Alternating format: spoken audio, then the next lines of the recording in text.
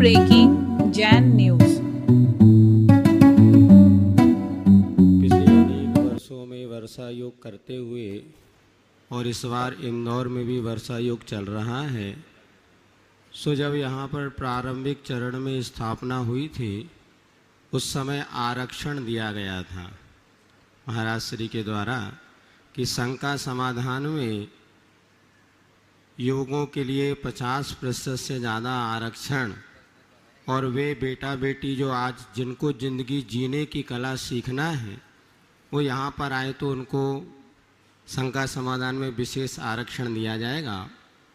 और हम पिछले दिनों से देख रहे हैं कि प्रतिदिन कोई ना कोई महिला मंडल यहाँ पर आकर के और अपने ज्ञान पिपासा को पूर्ण करने के लिए तत्पर है।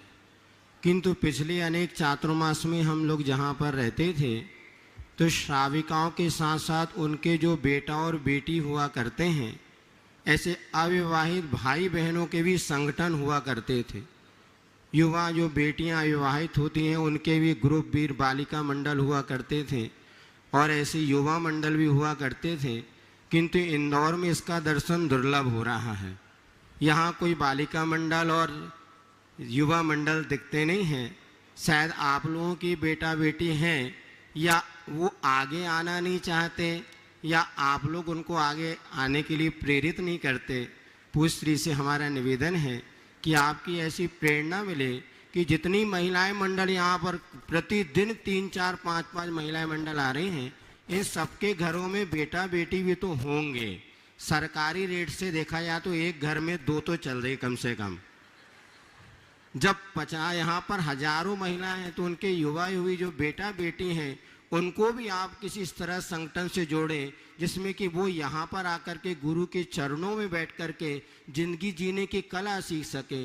गुरु जी ने दीक्षा दी और सारे के सारे संघ को बाल ब्रह्मचारी संघ बनाया, क्योंकि उनको पता था आप लोग सुन तो बहुत सकते हैं किंतु जीवन में परिवर्तन बहुत कम ला सकते हैं। जिनके जीवन में परिवर्तन की संभावना है ऐसे आप अपने बेटा बेटियों को जोड़ें और ज़रूर यहाँ पर भेजें। और पूज्य श्री की प्रेरणा हो तो आप ऐसे यो बेटा बेटियों के मंडल भी बने जिससे उनमें सामाजिक चेतना के प्रति जागृति हो और उनका आत्म कल्याण का मार्ग प्रशस्त हो। यही मंगल भावना बहुत दिन से थी, तो आज हमने आपके समक्ष रखी। नमोस्तु। देखिए महाराज जी ने बिल्कुल सही बात कही है, पर मुझे ऐसा लगता है यहाँ के बड़े अपने आप को इतने युवा बनाए रखे हैं कि बच्चों को मौका ही नहीं मिलता। ये खुद ही युवा की युवती का रूप धर कर क्या, ये इनके अंदर का उत्साह है जो इनको युवा बनाया हुआ है।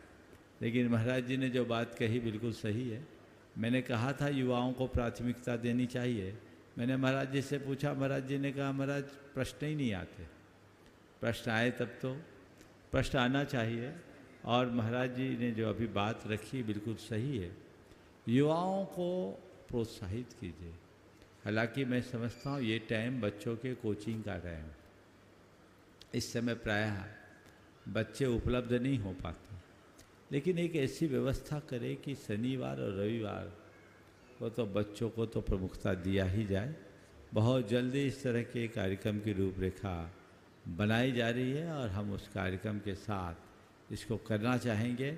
और यहाँ उपस्थित युवाओं और उनके अभिभावकों से मैं कहूँगा, जिनके घर के बच्चे थोड़े भी फ्री हों उनको लाइए, आप खुद पीछे होकर उनको आगे बढ़ाइए और सासुओं की जगह बहुओं को भेजने की कोशिश कीजिए तो ज़्यादा अच्छा होगा। सास बहू दोनों साथ में आए और माइक बहू के हाथ में पकड़ा दे तो देखिए क्या आनंद आता है।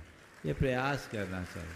नवयुवकों नवयुवतियों को जब हम आगे बढ़ाएंगे तभी अच्छे परिणाम आ पाएंगे। आशा है आप सब इन सब का ध्यान रखेंगे।